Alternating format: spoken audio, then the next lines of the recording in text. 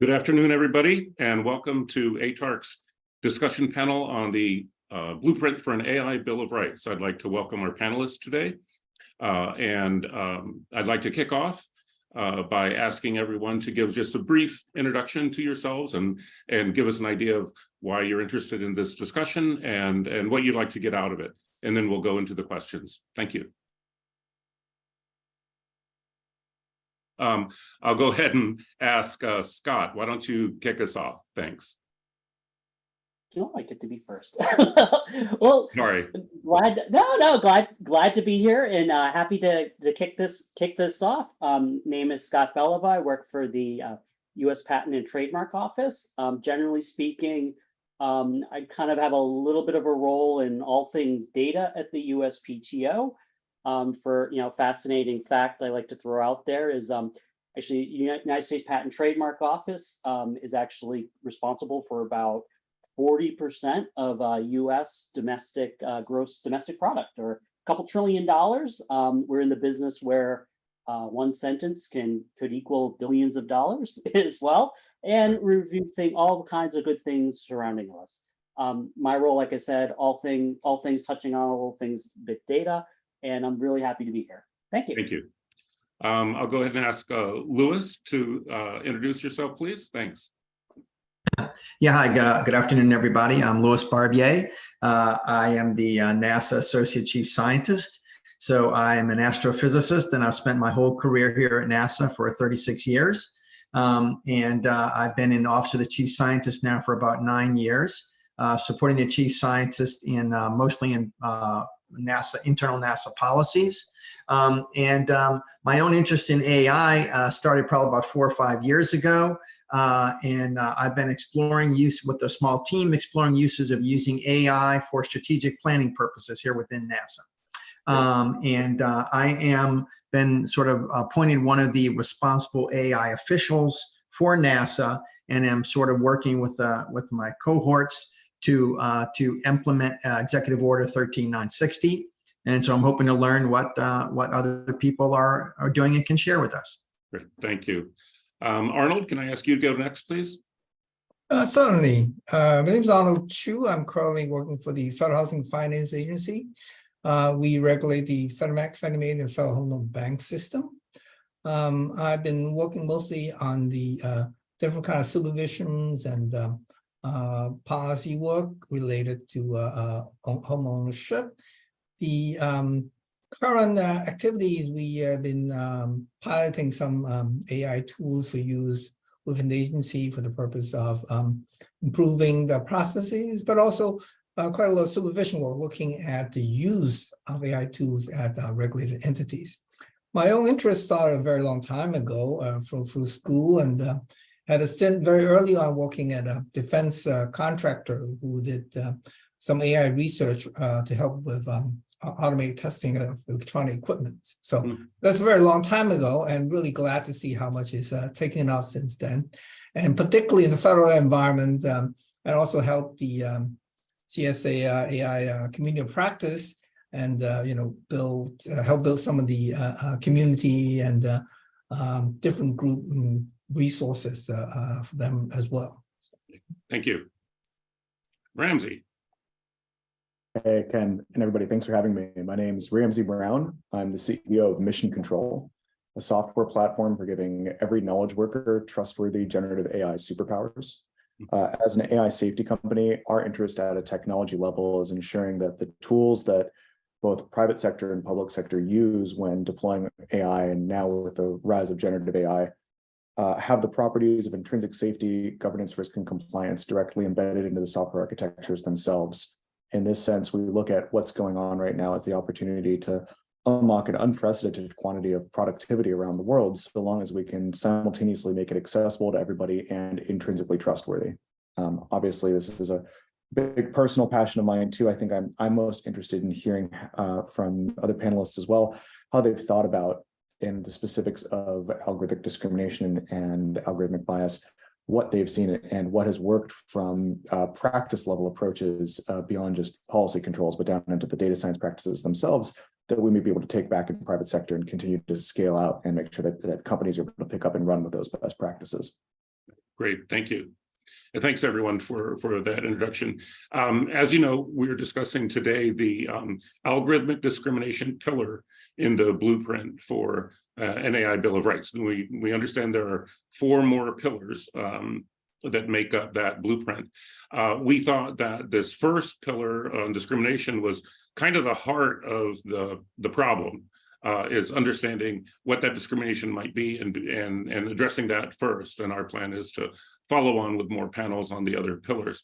We do have some framing questions we'd like to start with, but I'd certainly prefer this to be a conversation. I think the panel here, as well as the audience, will likely get the most out of a conversation among the folks here on the call that are your expertise, your experience, your judgment, understanding what the issues really are. ATARC is particularly interested in helping to spread basic understanding of what AI is and how it works. So part of that is why we've asked folks with all the real world experience that you have, as well as the policy and management experience. So to kick that off, what I'd like to start with is asking each of you what your understanding is of the phrase algorithmic discrimination. What does it mean to you? And then if we can, as we get through that, I think we'll find things about that we can dig into deeper to shed a little bit of light on AI itself, as well as how this blueprint might guide policy and regulations moving forward. And just to keep things simple, I'll go ahead and keep the same order I just used, just so everybody knows where they'll be coming up. But that's only for this question and answer. Again, I'd prefer it be a natural conversation that flows the interests of the panelists. So Scott, I'll ask you to kick it off again. Thank you. Yeah, sure, absolutely. At first when I hear sort of algorithmic discrimination, I kind of go to it in a negative or unfair way. Yeah. But I think fundamentally we need to look at any sort of discrimination, algorithmically or otherwise, as a choice. And sometimes those choices are both fair, and sometimes they may be unfair, based on the legalistic terminology for it. Within the blueprint, I'll just throw, I think it's defined as really automated systems that are algorithms that may contribute on the unfair side to different treatment or impacts of people, color, race, ethnicity, religion, national origin, veteran status, and really any other classification protected by law. But to that end, I think sort of the key takeaway I always kind of look at is anything we're looking at algorithmically impacting anyone different or disparate treatment, or is it a disparate impact? And kind of looking at those two, from those two kind of pillars, both, is it doing so fairly or unfairly? Right, thanks. Louis, thoughts on that? Yeah, well, so thank you. So I think when I hear that phrase, the thing that immediately comes to my mind is training data bias. When almost all AI tools, or all the ones I'm familiar with, certainly need to be trained. You have to have usually a very large set of training data, and selecting that training data, to my mind, comes to the core of the problem. That's the heart of, from my perspective, that's sort of the heart of the problem.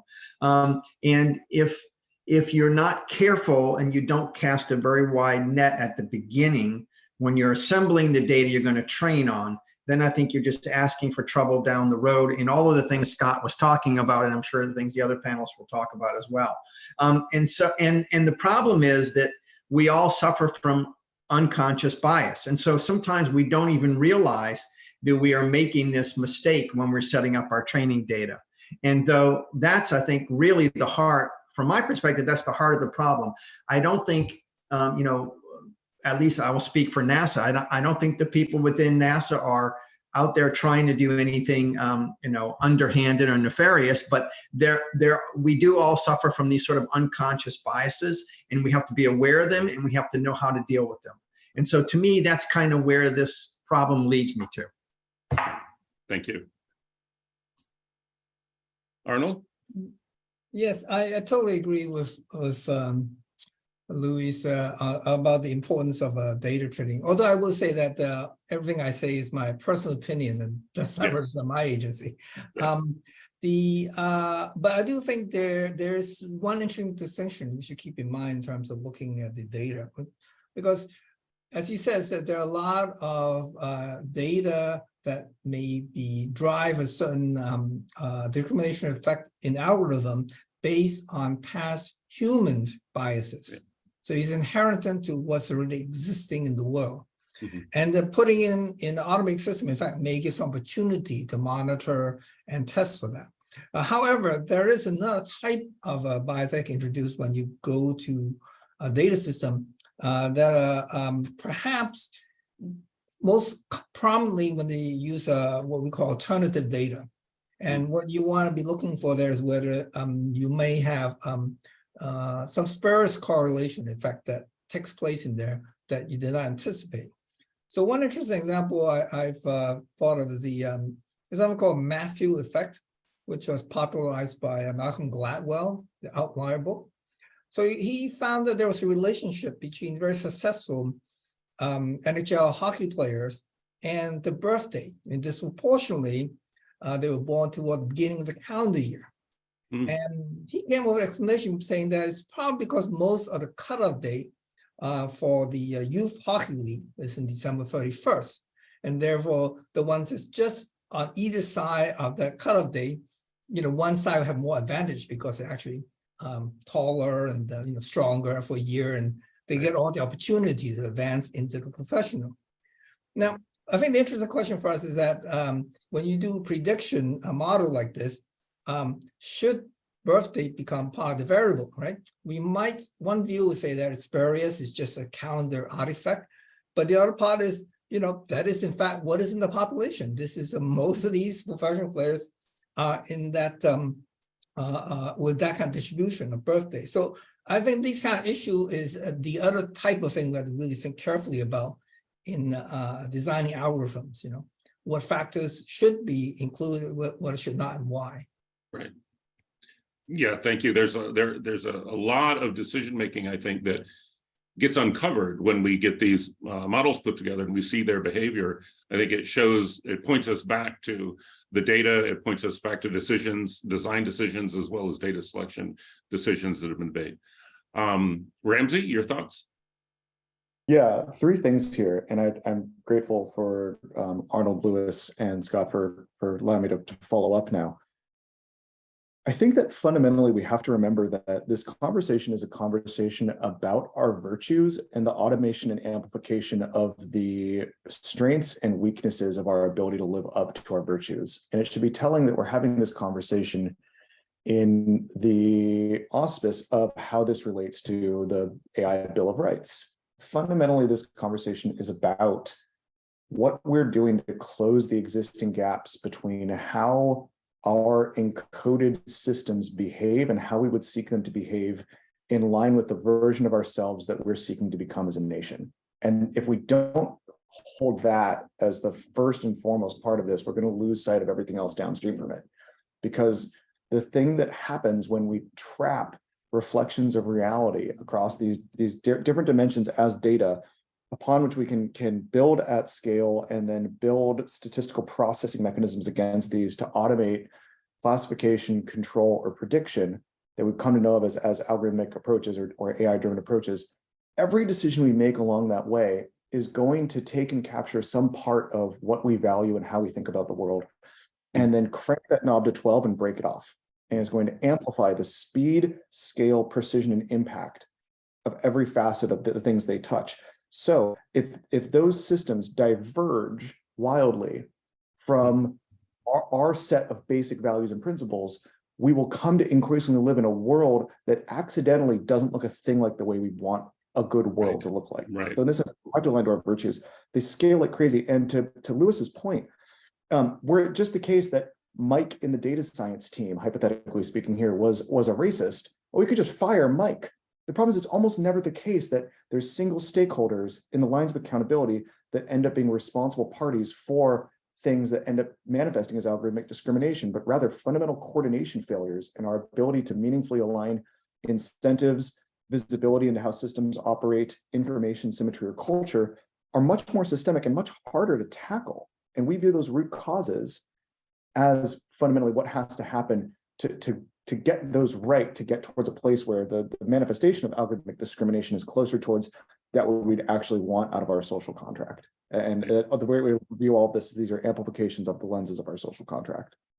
Yeah, and I like a couple of the phrases you used just there, because I think the concern you raised kind of hides behind the whole impetus for the framework, the blueprint for an AI Bill of Rights itself. And it's kind of at the back of the mind, if not the front of the mind, of a lot of folks who are working on these systems today. And it makes me wonder if we think that the blueprint is, are there things that we could do with the blueprint or in addition or follow on that would help either create guidelines, as you mentioned, to stop the or to guide the escalation or the runaway train that you're describing, or at least slow it down. So I guess that's the next question to think through a little bit is, what do we think we might be able to do to answer that broad systemic problem that Ramsey framed out? I think, Louis, I think you were well, yeah, I was just gonna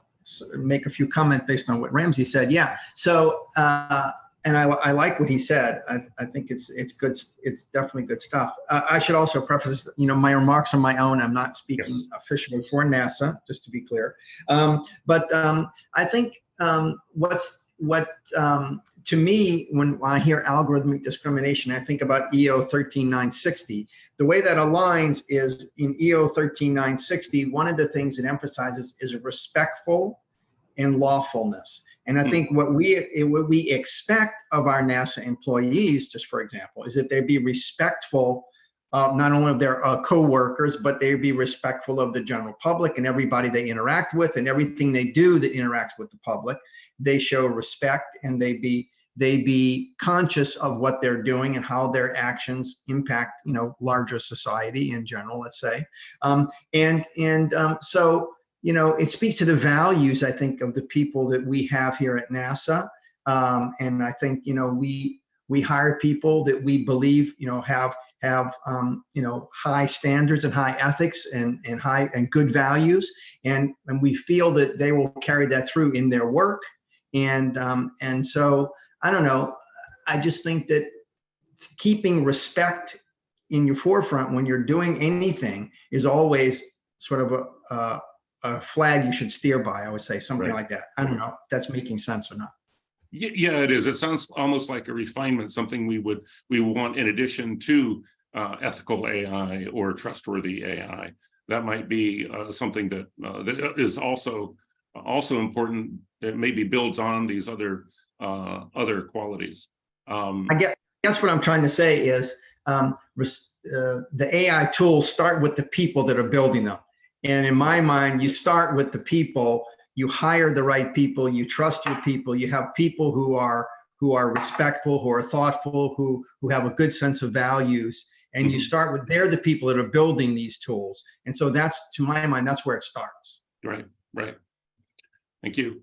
One of the other questions that often comes up is, or it's come up in the past with this particular point, is that in the Bill of Rights, it's phrased as algorithmic discrimination. And there's some thought that perhaps discrimination is a little bit more narrow. Maybe we need to expand that to maybe a phrase like algorithmic harm, so that there's a broader range of categories that might be addressed and harms that might be avoided. Anybody have thoughts on whether that might be an improvement to the blueprint as written?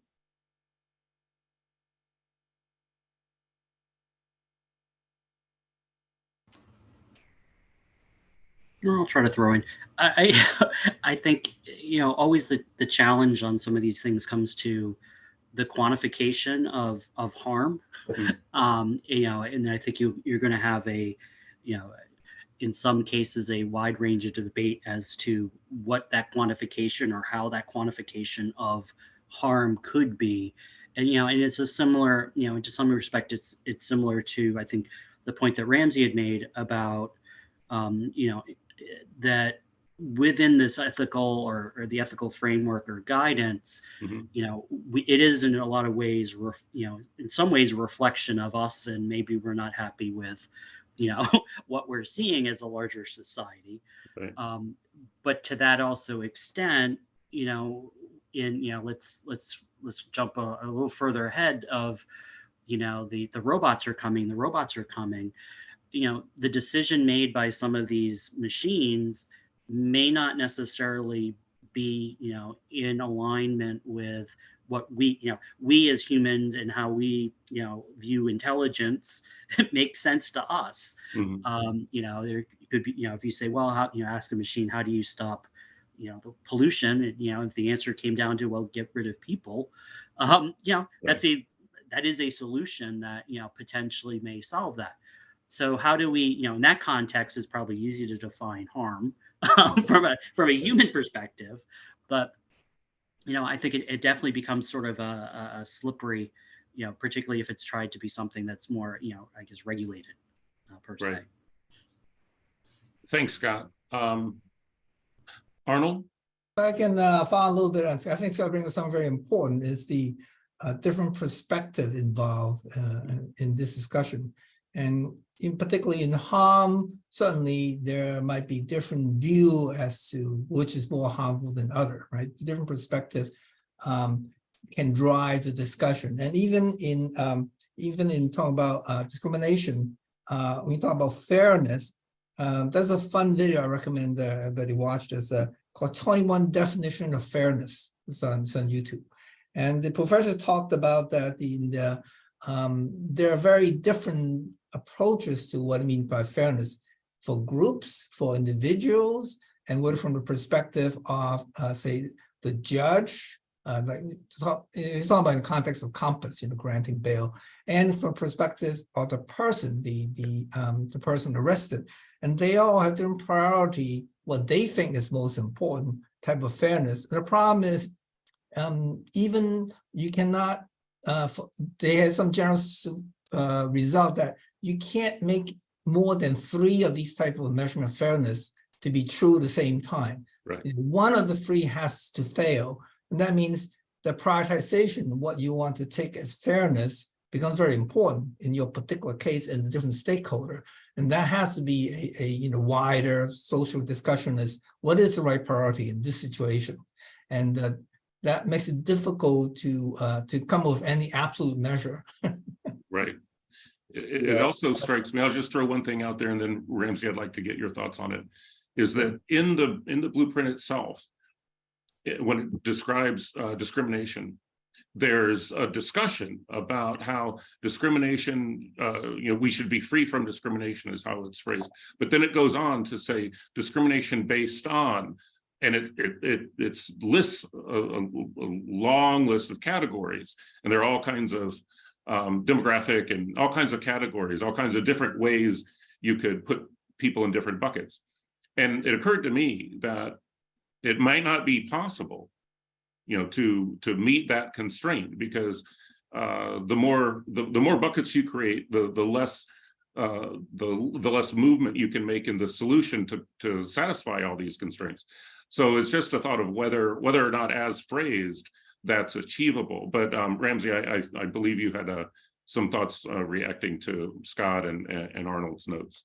And I did, because Arnold brought up a really good point, and I'd like to draw in a reference to the British economist Charles Goodhart, who worked with this idea that became largely known as Goodhart's law, which boils down to any metric that you use as a success criteria very quickly ceases to become a useful success criteria metric. If you start measuring against it, and if you start optimizing against it, and that becomes the KPI upon which we judge something's success, it almost immediately creates perverse incentive structures by which we change our behavior to optimize for that number going in the right direction, whether that's up or down. And we see this time and time again. We know it just tends to be one of these macroeconomic woes of the heck that is human coordination and how prevalent coordination failures are. But it does point out a thing that I think Arnold was hinting at, which is, if we understand that there are specific ways we could talk about fairness, we can start quantizing and setting expectations of metrics of how these change over time, unless we are very careful to go a couple orders deeper in terms of the second and third order consequences, or the second and third order types of things we want to measure at the same time for the covariance of different types of metrics at the same time, we're going to accidentally optimize for a world in which, technically speaking, one contextualized version of fairness becomes more prominent, and we meet that KPI, only to find that it had disastrously adverse consequences downstream. To Scott, your point earlier, this is the basic fundamental problems that go into things like superintelligence alignment. Yeah, any sufficiently advanced and powerful system told things like eliminate human suffering and hunger just eliminates humans, Right. because as you really specified ahead of time, actually there's 9 or 10 other dimensions of KPIs you need to optimize for at the same time. We run into that, and while we can look at that as being a very isn't that a charmingly hypothetical version, what Arnold pointed to is that, practically speaking, today, when it comes to things like algorithmic discrimination, we do have good hard definitions that can be mapped from our value systems down into the quantifications of the shape of data used either in training for algorithmic approaches or in the performance monitoring of algorithm systems themselves. But if we're not careful about picking those KPIs, we will almost always end up in a suboptimal place. Right. So the way that you're phrasing things, Ramsey, it brings to mind possibly a positive aspect here, and then I'll go right to you, Louis, is that the whole framework, the language that you're using on optimization and KPIs and going orders of magnitude through cause and effect, that kind of thing. Is there a positive aspect here where the advent of AI, the creation of these models, the exposure that these models can bring to past and present behavior allows for, at least from folks like us, analytic folks, an improvement in how we look at social and cultural systems by actually getting data and making informed decisions based on that data? Just a thought I want to throw out there. And then I'll turn it over to Louis, because I know, Louis, you had a point too. Thanks. But can absolutely, for the purposes of these machines of classification, prediction, and control, at scale, their ability to remove historically the sins we've committed when it comes to our poor use of data or inability to make data-driven decisions as individuals, as companies, as societies, as governments, as militaries, and the speed and scale that they can bring to unlock new flourishing and productivity for people in the ecology and other machines alike. All of that is the fundamental background to all of this that Ken, you're right, does need to get amplified. This is not just about the structural mitigation of potential theoretical loss. This is about the amplification of good. These systems are here to drive forward a better, more just and prosperous world for every person. But if we lose focus of that, maybe we do get too stuck in the weeds about the harms as opposed to the benefits. Mm-hmm. Louis, thank you. Thanks for waiting. No worries. I just wanted to come back to what Ramsey was saying and what he followed up on with Arnold's comment about the optimizing for the wrong thing or optimizing for one thing and the harm it can lead to. In the sciences, years ago, people started focusing on what's called the H index for sciences. Scientists have been rated for years by what's called the H index, and it's a measure of how many publications you've had in a peer-reviewed journal. And that has, while it is one measure of the quality, let's say, of a scientist's career, it has caused untold problems and torqued people around so that people focus solely on this one thing because that's how a university is going to promote them to a tenured faculty member. So he's exactly right. This is a huge problem, at least in the sciences, and I'm sure in almost every field as well. And so I think this means that you have to, the other part, which I like in EO 13960, is it talks about accountability, and oversight.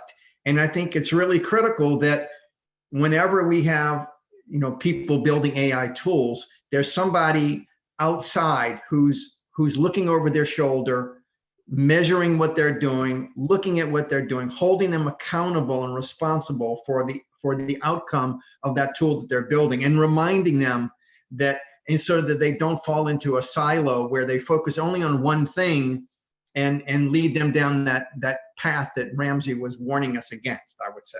Right. Thank you, Liz. It sounds like the kind of looking over your shoulder.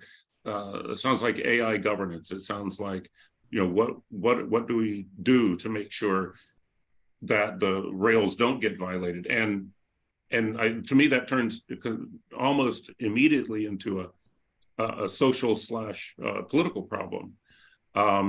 Scott, you have thoughts on that, or was there a different point you I wanted? was actually going to go back to the earlier point, which I think, it's the, I think we need to remember the McNamara's fallacy. I don't know if anyone remembers that. Particularly when we're looking at a lot of these quantitative discussions, as it were, and not necessarily saying, we can't completely quantitate it. Let's just ignore, or optimize on the variables that we're able to potentially measure, per se. But I do think, to an earlier point, one of the positive things that it can do is, certainly when we talk about operating at scale, and also maybe one of the benefits, as it touches on, regulatory wise, it allows for, sandboxing. We can very quickly model and try different parameters and try out different things a whole lot quicker than we used to be able to, in order to, try to get a better sense on, some of the outcomes, as it were. Plus, I'll say another nice thing about it is, not everyone, I'll take myself as an example. I'm not necessarily artistically inclined. So, but sometimes it does, we are asked to, to do, help with our kids' homework, doing projects on different things. DALL-E, having something like DALL-E to get you started, putting aside some of the copyright intellectual property issues. Right. But at least as a starting point for making some good ideas is certainly something that's helpful, and and it helps people who maybe are differently able to express themselves in ways that they weren't able to before. Right. Thanks. Yeah, I agree. There's a whole bunch of potential benefits we want to make sure we capture. Arnold? Yeah, I want to try to link Scott's very good point to Ramsey's comment much earlier, and is that with AI system, it formalizes and reveals all these perhaps previously hidden or unconscious biases. But the other good thing is, as Scott said, we can do more about it. Right? Whereas in the practical system, it's hard to fire someone, but it's not that hard to change an algorithm. You can get support to do it a lot easier, try different things out. And it's not like you have to keep firing people, which is institutionally very difficult. Right. Thanks. One aspect of the conversation that strikes me is that because the practitioners are largely analytic types, numbers driven, systems driven, even we tend to think in terms of boxes and arrows and cause and effect models and things like that, that there's this huge risk of a cultural lock-in. No matter how much we want to think about modeling things and having extensibility and having flexibility and increasing the adaptiveness and the responsiveness of these systems, it seems to me we've got to explicitly get out of the culture zone of working with only analytic folks who can do, matrix math and vector algebra. Yeah. I mean, so this is the thing that if you had, we got a time machine and we went back a year ago, and we all sat down and said, if you drew the pie chart of an organization, and we'll use the U.S. government here for the stand-in, you drew the pie chart of the different types of stakeholders, and you say, where in a department that is armed with data and AI tooling does the majority of the systemic risk come from, broken down by stakeholder? And you'd asked me that a year ago, and it's the majority that happens in data science departments, and it happens in people who are highly data literate, not because they're intrinsically risky, but because that's where, when push comes to shove, algorithms were being developed, data sets were being shaped and extracted, models were being fit and monitored and deployed. That was where the verb of, if you excuse the euphemism, like the verb of to do an AI, that's where that lived. It lived with deeply statistical and deeply quantitative practitioners. Today, the advent of generative AI systems that are as straightforward as please speak to the machine, it will speak back to you, means that the risk surface in the organization is now the entire organization.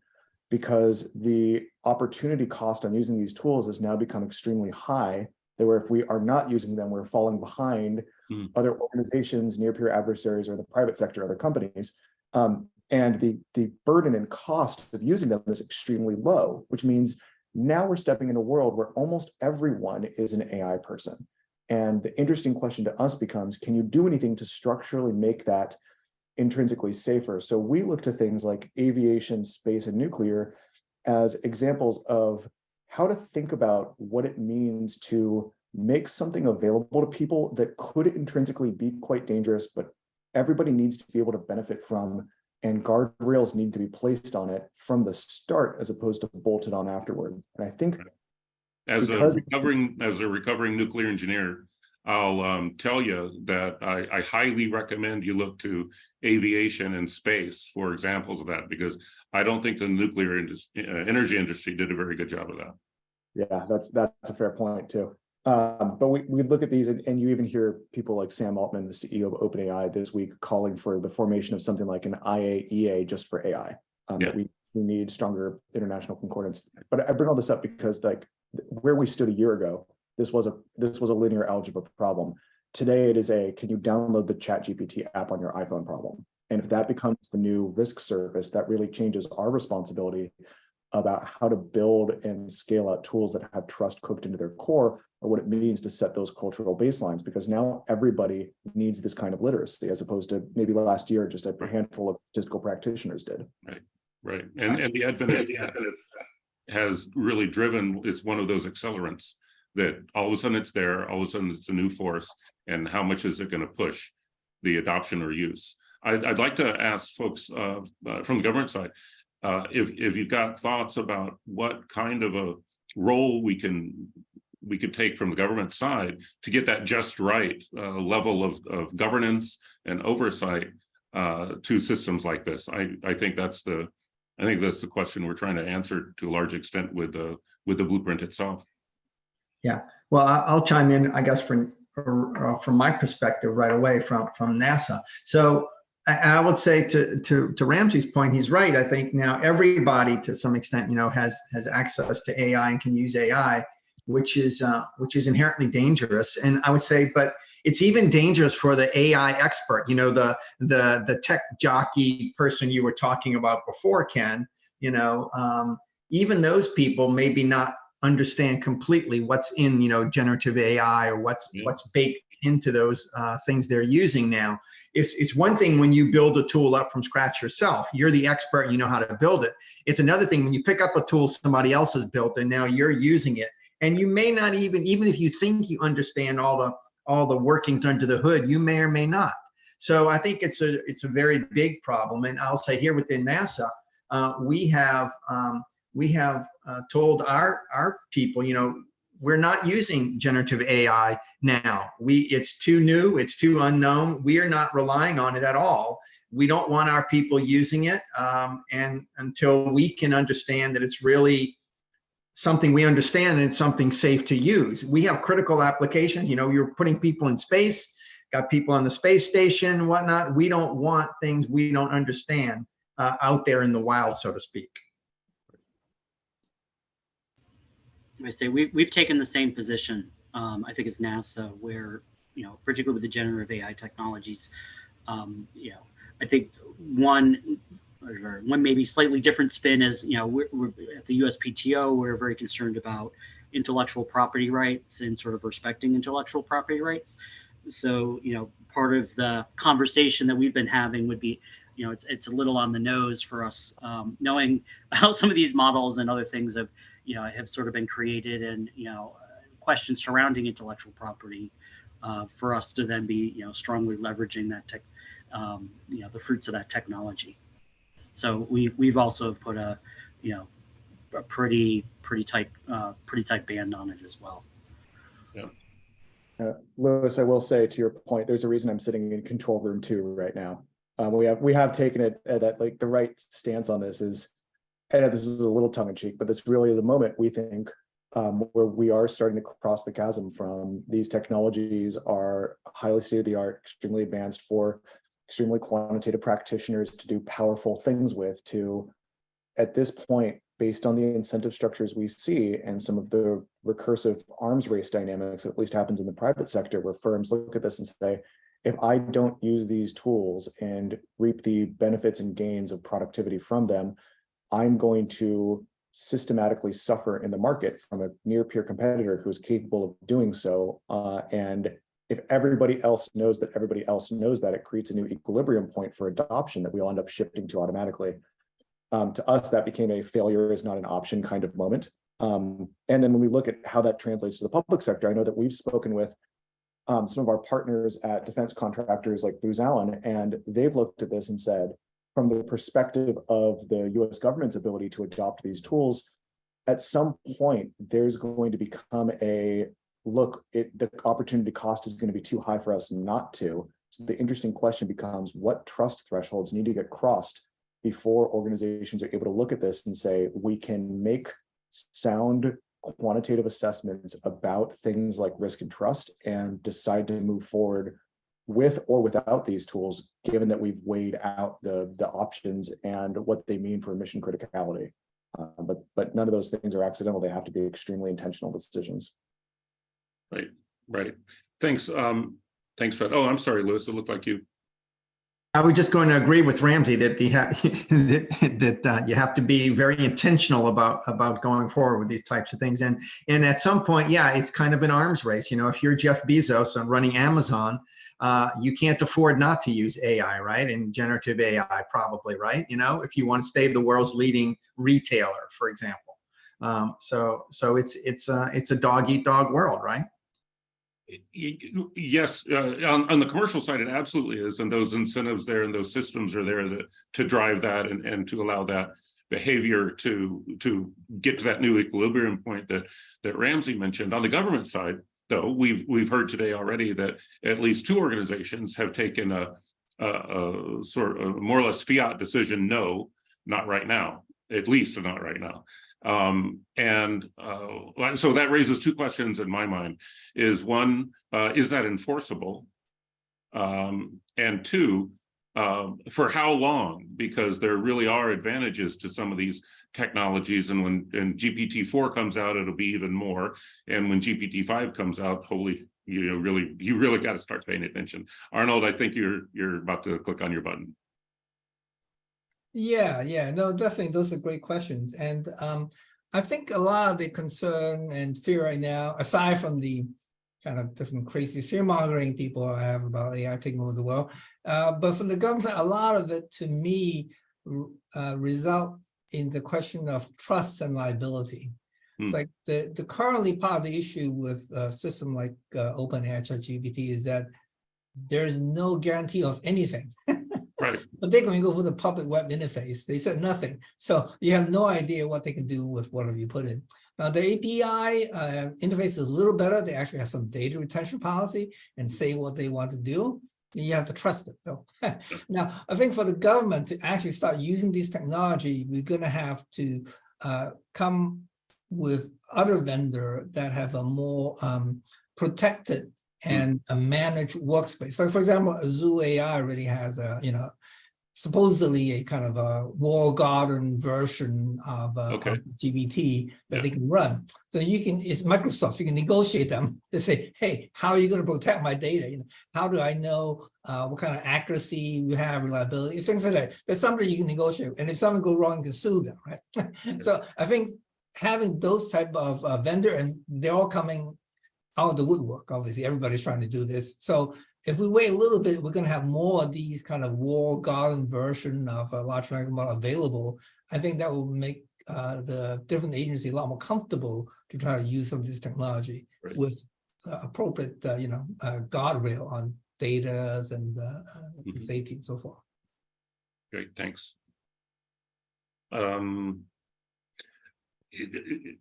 ahead, Ramsey.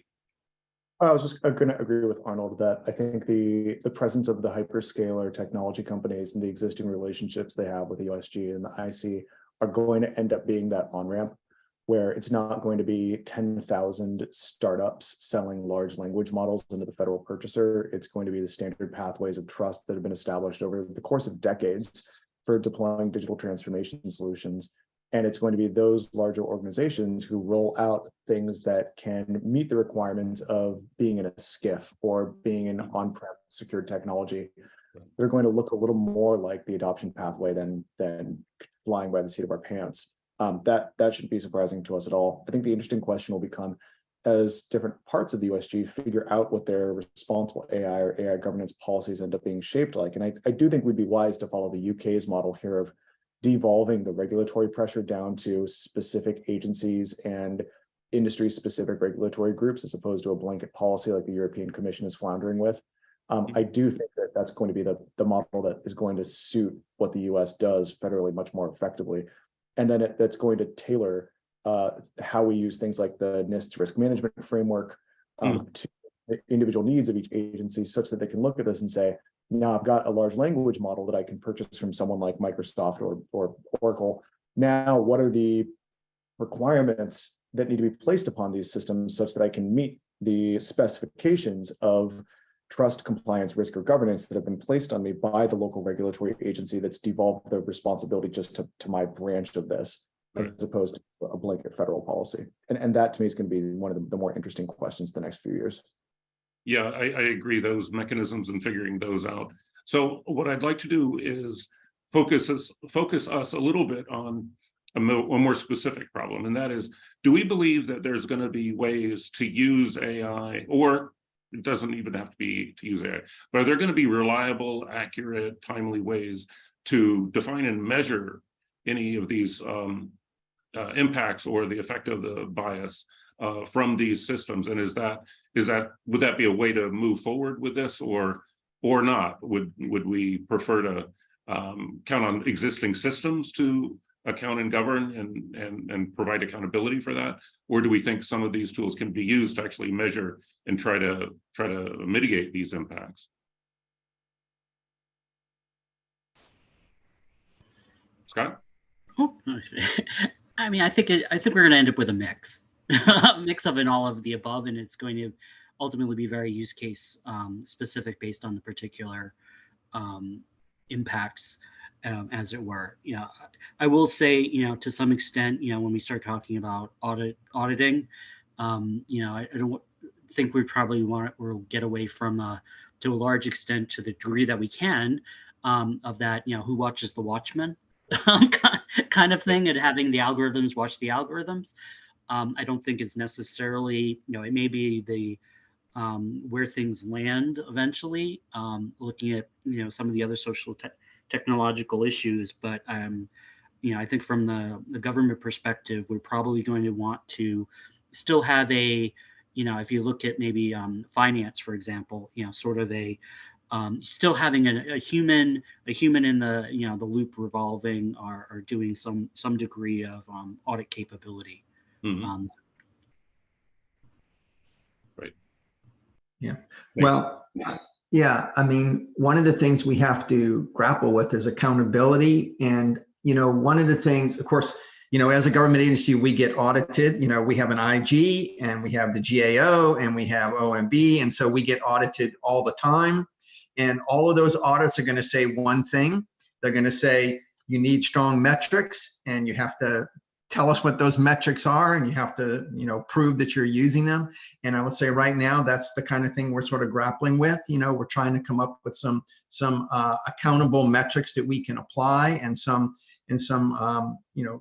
way we can prove that our systems are robust and secure and protecting privacy. We do have some data we collect from our researchers and our community as in practice that are sort of sensitive data.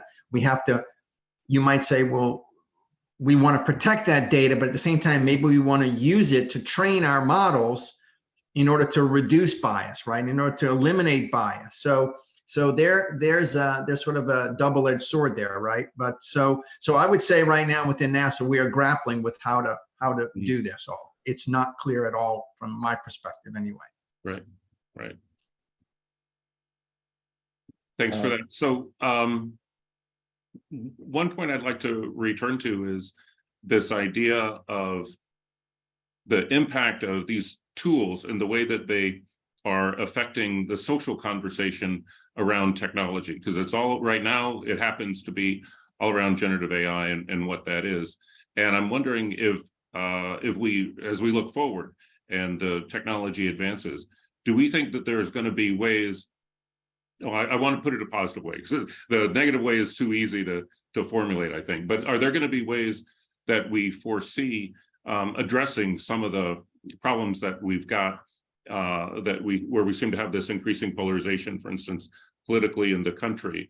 Ramsey, you mentioned before sort of devolving the regulation of AI down to a lower level, and to me that seems like immediately what would happen, or what might happen in that model, is that some stakeholders will want a universal blanket coverage for certain policy areas, and some stakeholders will want to get very specific and drive control down to lower levels in other policy areas.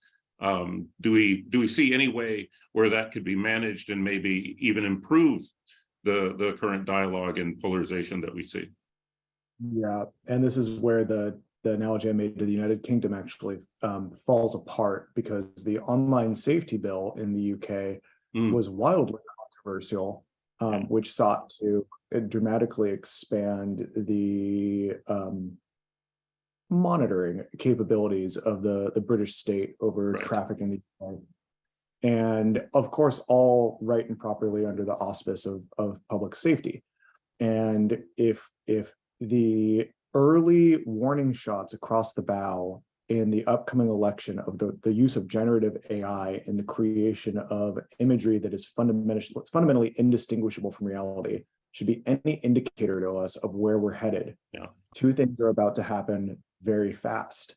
Most people are going to live in a custom-tailored, on-demand version of synthetic reality delivered by generative AI systems. It is as straightforward as seeing ads that only ever existed for exactly one person, for which the price point of generating these is plummeting.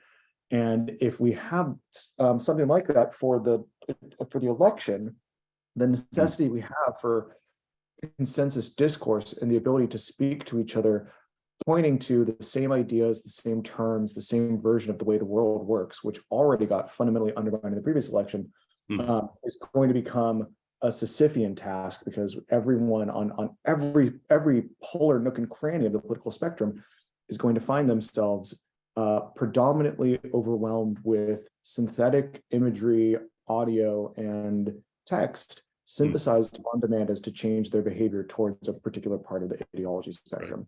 That's going to make consensus governance really, really, really hard. When that starts happening, this is where something like the US might respond proactively with its analog of the online safety bill, which is why I brought it up. It will be the creation of really compelling deepfake technology and the rolling out, which we're already starting to see, that may spur the impetus for something like blanket regulation in the states. And that will be the first jumping off point. It will either be the protection of the youth, or it will be the protection of something like consensus reality for the election, that the government steps in and says, if we do not have a central single policy for this right now, it's going to almost be impossible to hold an election. So that to me would be the jumping off point, where we wouldn't have the evolution of the regulatory spectrum. We'd actually just have one policy as a blanket. Right. Lewis? Yeah, well, I was going to say, I mean, yeah, I presume you all saw the news yesterday about the fake Pentagon image where a bomb hit the Pentagon and exploded in the Pentagon. And this is exactly the tip of the iceberg that Ramsey's talking about. And yeah, it's an incredibly difficult thing to control, these deep fakes. And it could really wreak havoc with any kind of fair elections. And it's a scary possibility for sure. Yeah. I'm more scared about that than about some tool that NASA may be using to run a rover on Mars. I don't think that's nearly as scary as the kinds of things Ramsey's talking about, for sure. Right. Well, it does seem that the dynamic that Ramsey's describing is accurate, and it's sort of the logical conclusion. If you keep the system the way it is, the technology continues to advance, and the benefit continues to accrue economically to the folks who create these models, that you could get there. You could get to these micro-targeted, where everybody's living in their own artificially created bubble, but this is where we get to something that I'd like to find a solution in, and that is that these bubbles are created entirely to drive ad revenue, right? Is there some lever there? Okay, no, go ahead, Ramsey. Oh yeah, I've spoken at NATO summits about this. Oh, Okay. we'd be so lucky if they were just for driving ad revenue, Okay. as opposed to the active evidence we have of international interference in our ability to have functioning, flourishing democracy. Okay. The table stakes right now are that near-peer adversaries want to undermine the legitimacy of the American public's trust in its governance. That is table stakes today. It would be so lucky that it was just Mark Zuckerberg. All right. So if it's not Zuckerberg, then what we're stuck with is a solution that can find these kinds of, well, it's tough to characterize them. We could say that anything fake is something that we'd want to avoid, but then you're destroying huge areas of potential creativity. You could say that if the video or the fake video being sent over the line is intended just to alter somebody's political point of view, then you could try to intercept that. But I don't know where you can draw that line either. And you certainly would have a difficult time deciding or that you can put in place some kind of truth filter for anything like that either, right? That would become immediately almost impossible to regulate. But I'll throw it out there to other folks that are smarter than me on the line here, and give you a chance to describe what you think we might be able to be looking at in terms of solutions. Well, I don't think I have a solution, but I do want to raise the kind of countervailing point we want to think about there, as Ram suggested, that I do think it is the impetus is certainly there. People may want to be compelled to use some sort of a strong across the board bill. But I think we should think a little bit about the history and how we got here, the history of media, right? I mean, we had for a period a certain kind of consensus mainstream view, but the root of that is because of television. We started with 3 major TV networks. We had a certain number of anchors. They said what they said. Everybody listened to what they said.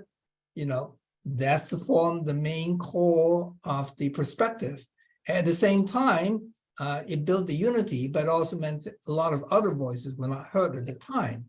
Right. So if we go back to the same model to kind of restrict certain types of view is kind of okay. More of these other ones we have to filter out. We have to be very mindful of the harm that's going to cause to the to the whole country and society.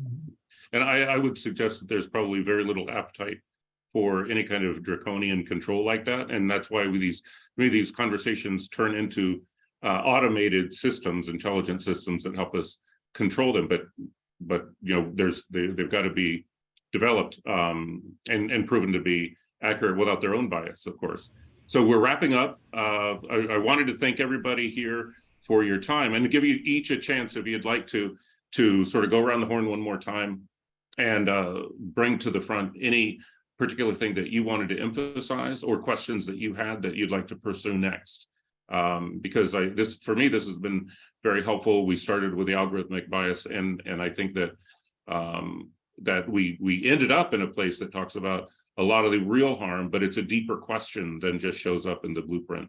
So thank you all again, and I'll go ahead and start with Louis again, put you on the spot as we did before first, to just give us your final thoughts on the topic. Yeah, well, I think this has been a really good discussion, and I took some notes. I really got a few good things here in my notes. I would say, you know, from my perspective here at NASA, I think we have to understand how we can use generative AI safely, securely, how we can develop metrics that will make us hold us accountable for our use of AI and generative AI in particular, and that we are still exploring now how to do those things. We don't have those things in place right now. Thank you. Scott. say, we're a free and open society of information. That's one of our strengths, certainly is. But, as part of that strength, there also comes, the potential for, actors to take advantage of that particular nature of it. And AI certainly enables, as a technology, that particular, potential weakness or, shortcoming to harm people at a much larger, faster scale than in times in the past.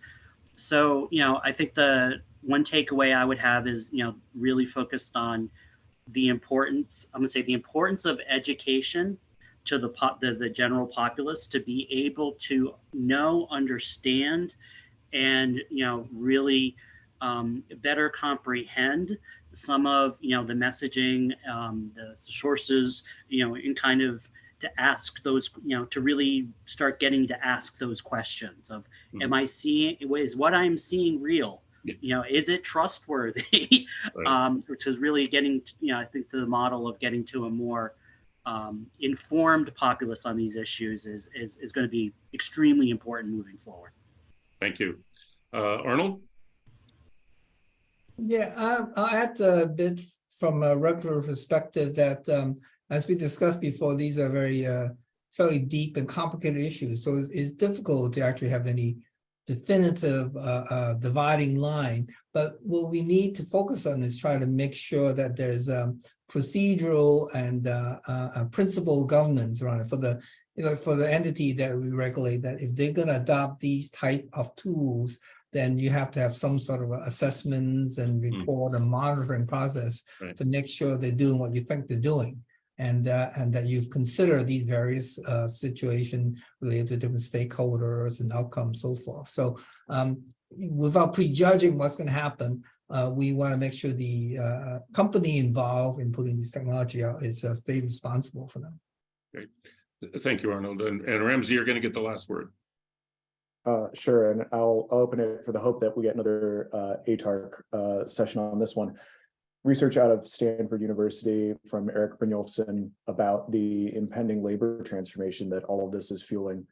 Between 1 in 10 and 10 of 10 knowledge workers by 2027, I believe, who are predicted to be, as the euphemism goes, seeking retraining, which is the polite word for structural unemployment due to automation. Knowledge workers, again, not care workers, not manual laborers, not agrarian workers, knowledge workers. Most of the people on this call and in this audience, between 1 in 10 and 10 out of 10, 6 out of 10 seeking retraining by 2027. If you think we're prepared economically or governance-wise for 6 out of 10 people we told to go to college and vote to suddenly seeking retraining in the next 4 to 5 years, we've got another thing coming to us. And the part of this conversation that is always the tragedy of the commons, because it's so easy to say, more automation always meant better jobs for humans, forgets that more automation always meant fewer jobs for horses. We are staring at a qualitatively different type of problem now when we automate knowledge work and human creativity and ingenuity. And while there's going to be unprecedented growth that comes of this, Goldman Sachs is predicting $7 trillion being added to the U.S. economy in the next 10, or to the global economy in the next 10 years, 7% global world productivity growth. At what social and political cost is that going to come if we've got an awful lot of folks scrambling to find work? And I'm hoping, Ken, that I flip it back to you, that can be the discussion of a future ATARC session. Yeah, I think I, along with lots and lots of folks, are highly interested in that problem, because it seems to me that we have a pretty clear picture of where that 7 trillion or however many trillions of dollars is going to accrue, and it's not going to be going to the folks who are looking for work. So I think that's a hugely important conversation. And one more time, I'd like to thank all the panelists today. It's been a lot of fun. I think very interesting. I hope very useful for the audience as well. And I wanted to thank folks for dialing in or listening in and providing questions. And I want to let you know that we're going to try to grab those questions and provide answers when this is posted up on YouTube. So once again, thank you very much. It's been great. And I'm looking forward to the next one. Thank you. Thanks, Ken. Thanks everybody.